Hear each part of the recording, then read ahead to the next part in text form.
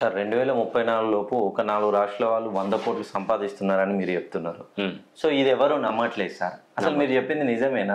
నిజంగా 100 కోట్లు సంపాదిస్తారా సార్ ఆ 4 రాష్ట్రాలు? ఒక పురాతన సామెత ఒకటి ఉంది, మీకు ఐడియా ఉందో లేదో చెప్పండి. గొర్రె కూడా కషాయవాన్ని నమ్ముతుంది. వాడు కోసి చంపేస్తాడు, వాడు తల అది తెప్పేస్తాడు, కట్ చేస్తాడు, నిన్ను చంపేస్తాడు అంటే వాడు తోక పట్టుకొని పోతుంది. ఎస్, అంటే కషాయవాడిని వాడు వీడు అన్నాను తప్పు, ఒక మనిషిని మనం నిందించడం తప్పు, ఏదో ఫ్లోలో అన్నాను. ఓకే.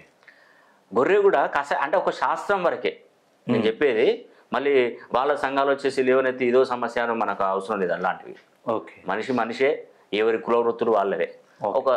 ఒక చిన్న పూర్వ సామెత చెప్పేది, అట్లా ఒక సామెత చెప్పాను. ఓకే.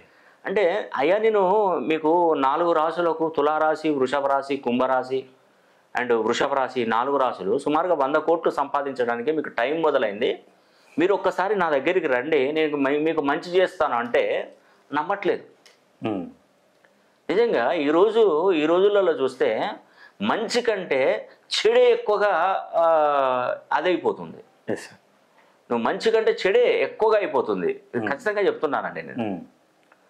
ఎందుకంటే మంచి తక్కువైపోయింది, చెడు రాజ్యమేలుతున్న రోజులు ఇవన్నీ. ఈ కలియుగం ఇది. ఈ కలియుగం అనేది కూడా మనము మంచి కోసం పనిచేయరండి, అన్ని రకాలుగా డబ్బు కోసం పనిచేసే వాళ్ళు ఉంటారు. కానీ నేను మంచి కోసం చేస్తాను, మిమ్మల్ని బాగుపరుస్తాను. ఎవరో ఉంటారండి ఇప్పుడు ఈ రోజులలో, అందరూ ఒకేలా ఉండరు.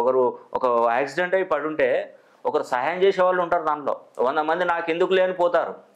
నువ్వు ఏదైనా కష్టాలలో నీకు ఇమీడియట్గా 1 లక్ష రూపాయలు కావాలి, 100 మందిని అడిగా 100 మంది లేవంటారు. దాంట్లో ఎవరికైనా 99 మంది లేవన్నా కూడా దాంట్లో ఈ పటు అని ఇచ్చేవాళ్ళు ఉంటారు, తీసుకోని ఇచ్చేవాళ్ళు ఉంటారు. సమాజంలో ఉన్నారు మంచి చెడ్డ చేసేవాళ్ళు, 1 2 ఉన్నారు ఖచ్చితంగా. సమాజం మొత్తం భ్రష్టు పట్టుకుపోయింది అనడానికి లేదు. ఆ 1 2తోనే ఈ సమాజం బాగుపడుతుందండి ఖచ్చితంగా. ఒక్కరు చేసినటువంటి మేలు 100 మంది బ్రతకగలుగుతున్నారు. ఈరోజు ఒక అతను మెక్మిలన్ అనే అతను ఒక సైకిల్ తయారు చేశాడు, స్కాట్లాండ్ దేశస్తుడు. ఓకే.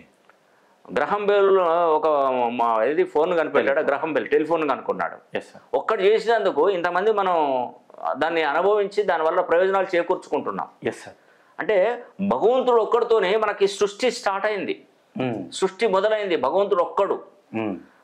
ఒక మొబైల్ నంబర్లో 10 నంబర్లు ఉంటాయి. మనం కొన్ని లక్షల కోట్ల జనాభాలో ఆ నంబర్ కొడితే ఆ ఫోను ఆ మొబైల్ నంబర్ ఉన్న వ్యక్తికి చేరట్లేదా ఒక సందేశం? మనం చేసిన తప్పులు, ఒప్పులు, పాపాలు, కర్మలు, పుణ్యాలన్నీ భగవంతుడు మనల్ని సృష్టించిన వాడికి తెలియదా? తెలుస్తుంది. అందుకే నేను చెప్తున్నాను,